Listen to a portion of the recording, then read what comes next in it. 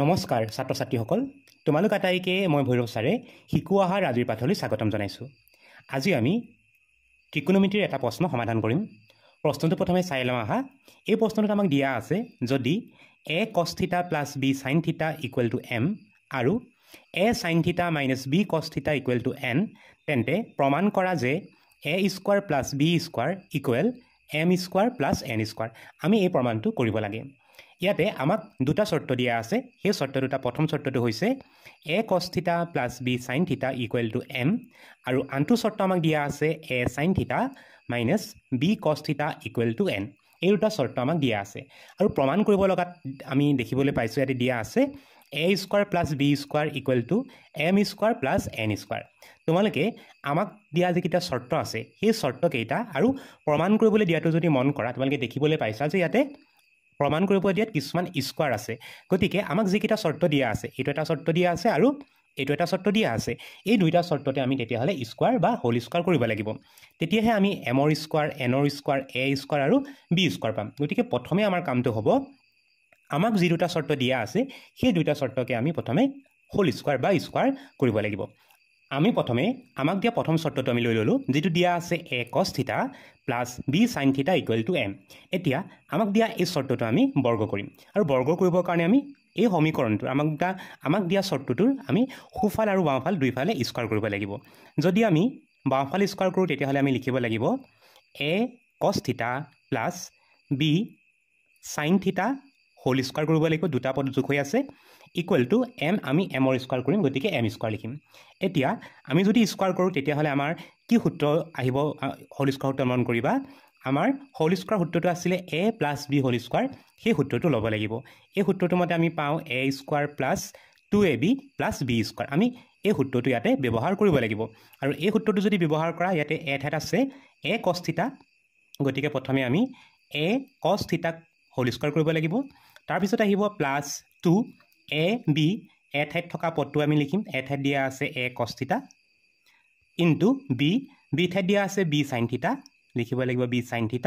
Plus b square. b ঠাইত দিয়া আছে b sin θ সেইকাৰণে আমি লিখিব লাগিব b sin θ square is equal to m square. এতিয়া আমি স্কোৱাৰটো কৰি দিওঁ। আমি যদি স্কোৱাৰ কৰোঁ প্ৰথমে a cos θ স্কোৱাৰ কৰিলে আমি পাম a square cos square θ plus ইয়াতে আমি 2abটো যদি কৰোঁ ইয়াতে আমি পাম 2 a আৰু b পূৰণ হ'ব গতিকে লিখিব লাগিব ab। তাৰপিছত আহিব cos θ ইনটু sin θ আৰু আমি লিখিব লাগিব sin θটো আগত লিখি দিওঁ sin θ ইনটু cos θ প্লাছ এবাৰ আমি ইয়াৰ পিছৰ পদ b sin θৰ স্কোৱাৰ কৰিম তেতিয়া আমি পাম b square sin square θ is equal to m square. এতিয়া আমাৰ এতিয়া হোল স্কোৱাৰ কৰিলোঁ আৰু ইয়াত আমাৰ কৰিবলৈ কোনো কাম নাই গতিকে ইয়াত আমি এই যিটো সমীকৰণ পালোঁ তাক আমি 1 নম্বৰ সমীকৰণ হিচাপে নাম ৰাখি দিলোঁ। এবাৰ আমি আমাক দিয়া 2 নম্বৰ যিটো চৰ্ত আছে সেই 2 নম্বৰ চৰ্তটো ব্যৱহাৰ কৰিম। 2 নম্বৰ চৰ্তটো আমাক দিয়া আছিলে 2 নম্বৰ চৰ্ত লিখাৰ আগত লিখি ল'বা আকৌ 2 নম্বৰ চৰ্তটো আমি লিখিম a sin θ minus b cos θ equal to n। আমি ইয়াক এতিয়া দুইফালে বৰ্গ কৰিম। দুইফালে বৰ্গ কৰিলে আমি পাম a sin θ minus b cos θ whole square is equal to n square. এতিয়া আমি হোল স্কোৱাৰ যদি ভাঙোঁ তেতিয়াহ'লে আমি পাম ইয়াতে প্ৰথমে হ'ব প্ৰথম পদটোৰ square a sin θ square minus 2ab এ ঠাইত আছে a sin θ ইনটু b ঠাইত আছে b cos θ plus b square θ b square ঠাইত আছে b cos θ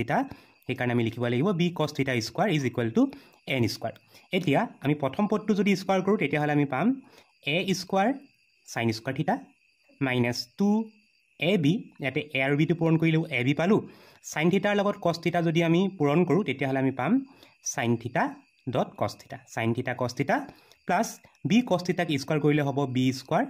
cos square θ is equal to n square. আমি ইয়াক দিম সমীকৰণ নম্বৰ 2। এতিয়া প্ৰমাণ কৰিব দিয়া চৰ্তটো যদি চাওঁ আমি ইয়াত দেখিবলৈ পাইছোঁ ইয়াতে m square plus n square আৰু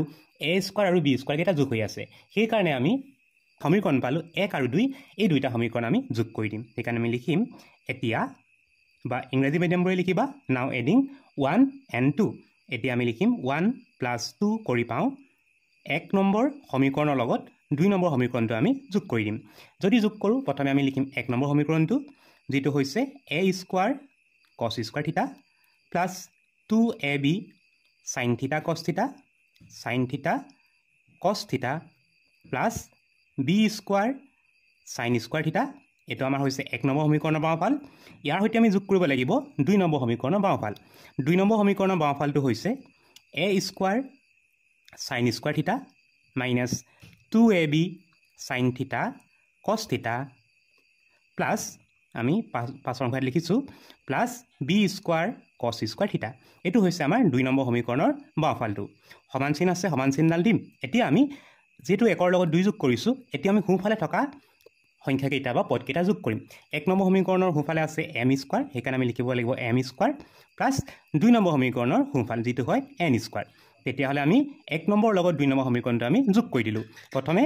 যোগ কৰাৰ ক্ষেত্ৰত বাওঁফালৰ লগত বাওঁফাল আৰু সোঁফালৰ লগত সোঁফাল যোগ কৰিম আৰু যোগ কৰাৰ লগে লগে আমি পালোঁ এনেধৰণে এবাৰ আমি এটা কাম কৰোঁ a স্কোৱাৰ লগত যি দুটা পদ আছে সেই পদ কেইটা আমি কমন লৈ লওঁ দুইটা পদতে a স্কোৱাৰ আৰু a স্কোৱাৰ আছে সেইকাৰণে আমি a স্কোৱাৰটো কমন লৈ লওঁ a স্কোৱাৰটো কমন লোৱাৰ লগে লগে আমি পাম cos স্কোৱাৰ থিটা আৰু sin স্কোৱাৰ থিটা থাকিব সেইকাৰণে আমি লিখিম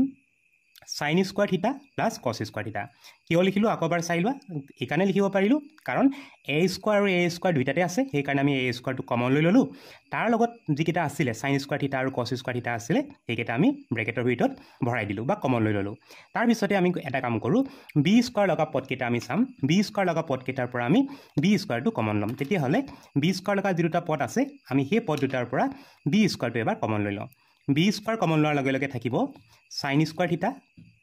প্লাছ cos স্কোৱাৰ থিটা b স্কোৱাৰ কেইটা কমন লোৱাৰ পাছত পালোঁ এইকেইটা তাৰপিছতে আমি যদি চাওঁ sin থিটা cos থিটা লগা পদকেইটা মন কৰা ইয়াতে দিয়া আছে প্লাছ 2 sin থিটা cos থিটা ইয়াতে আছে মাইনাছ 2 ab sin থিটা cos থিটা এই দুইটা পদ প্ৰায় একেই হয় কিন্তু চিনকেইটা বেলেগ বেলেগ সেইকাৰণে আমি এই পদ দুটা আমি কাটাকাটি কৰিব পাৰোঁ এটাৰ আগত যোগ এটাৰ আগত বিয়োগ কাটি দিলোঁ তেতিয়াহ'লে আমাৰ চোৱা বাওঁফালে থকা পদকেইটা লিখা হৈ গ'ল এবাৰ লিখিম সোঁফালে থকা